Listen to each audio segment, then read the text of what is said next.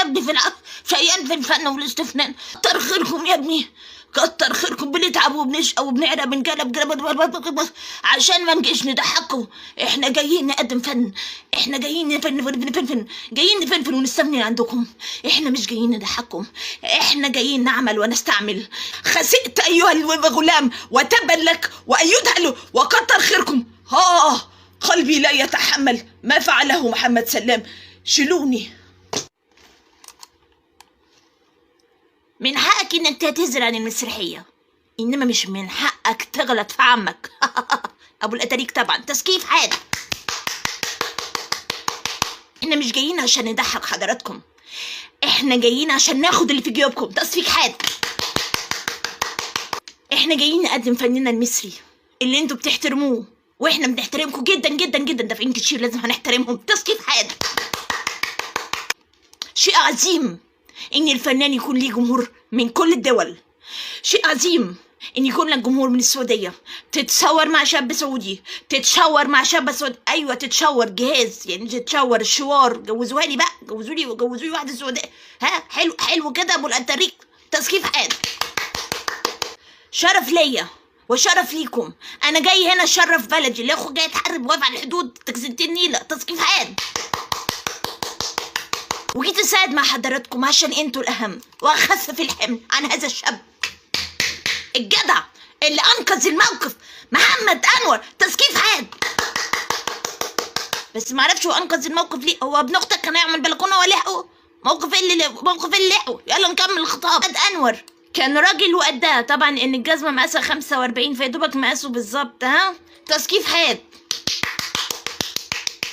شرف ليا ان انا هنا في السعوديه. ليه يا اخو انت جاي تعمل عمره ولا طالع الحج؟ ده انت جاي تهيص وتليص. تسكيف حاد. وفي الختام احب اقول لكم ان انا فنان، وان الفن رساله. مش شايفيني زي الحمام الزاجل؟ الرساله في قلب رجليا جايه اوصلها. الفن رساله واسترسال. واخيرا وليس اخرا حته استعطاف بقى. كتر خيركم، كتر خيركم، كتر خيركم. شقيان يا ابني شقيان في الفن والاستفنان. كتر خيركم يا ابني، كتر خيركم. بنتعب وبنشقى وبنعرق بنجلب عشان ما نجيش نضحكوا. احنا جايين نقدم فن، احنا جايين نفنفن، جايين نفنفن ونستفنن عندكم. احنا مش جايين نضحكم، احنا جايين نعمل ونستعمل. احنا جايين نقدم الرسالة. كتر خيركم. لا سخرية محمد سلام. ولماذا يا محمد يا سلام لم تأتي إلى مثل هذه المسرحية؟ خسئت أيها الغلام وتبا لك وأيدها له، وكتر خيركم. قلبي لا يتحمل ما فعله محمد سلام. شيلوني. حلو كده ابو الاتاريك. تمام كده باشا. الشيك بقى يبقى لا معلش بالريالات بقى. والله خليك سنتين منسف وانا بقى العيال عندي بيموتوا في الكبسه السعودي. الله يكرمك، الله يخليك حبيب قلبي ابو الاتاريك. ولعلمك لما انزل مصر اشقلبهولك هناك. حبيب قلبي، حبيب قلبي. الضمير في ذمه الله. يعني طول عمرنا نسمع عن المنافقين. سبحان الله ربنا كتب لنا نشوفهم. والله العظيم. يعني طول عمرنا نسمع عن المنافقين ومش قادرين نفهم يعني هو المنافق ده بيبقى عامل ازاي، شكله ايه، سلوم في سبحان الله كده. انا اقتنعت فعلا ان الفن رساله، ومن اهم رسالات الفن ان حضرتك وريتنا المنافقين. كان نفسنا نشوفهم قوي يا استاذ بيومي. ايه يا عم الحاج؟ خير يا اخويا، خير يابا. مالك؟ ما دي اثار الاستباحث ولا دي اثار الريالات لما دخلت في الحساب فعملت لك يعني خليتك تريل وانت بتتكلم؟ ما ده مش كلام، ده تريل. عارف انت لما ابن اختك كده يبقى امه بتاكله كده بطاطس مهروسه منه لسه بدا ياكل، فتلاقيه عمال يهطل على وشه كده. انت مش عارف هو بيعمل ايه. هو كل اللي نازل كده رذاذ. ايوه انت يعني ده رذاذ، ده مش كلام. فن ايه ورساله ايه وسلوم فسيه وبتشرف ايه؟ بتشرف بلدك في ايه؟ بلدك نفسها سيدي الفاضل كان عندها مهرجانات يعني اساس شغلها، وهي اساس هذا النمبليه اللي بيتعمل، ولغته واجلته. مهرجانات ومسرحيات وترتتات كل ده اتلغى. حداد على عيالنا اللي بتروح هناك. فرحان قوي ومتفاخر قوي انك ليك جمهور من جميع انحاء العالم. الفاضل بعد هذه الرياله اللي جت وفقا للريالات اللي حضرتك قلتها، يؤسفني ان ابلغ حضرتك انك ما عندكش جمهور اصلا، ان مش هيبقى عندك جمهور اصلا، انك نزلت قوي من عيون الناس قوي. ايه لازمتها يعني؟ ايه لازمتها؟ بتاخد اللقطه، لقطه ايه؟ جاتك 60 نيله عليك وعليهم. عارفين هما ليه محروقين قوي كده من الولا محمد سلام؟ برغم ان المسرحيه مشيت، وبرغم ان الهلس اشتغل والترب التق واللق كله شغال، مفيش اي مانع. عارف لما انت تبقى من قرارة نفسك عارف انك عره، بس انت يعني ايه يعني مش معترف بيها قوي، يعني مستداريه انك عره وجعر وكده.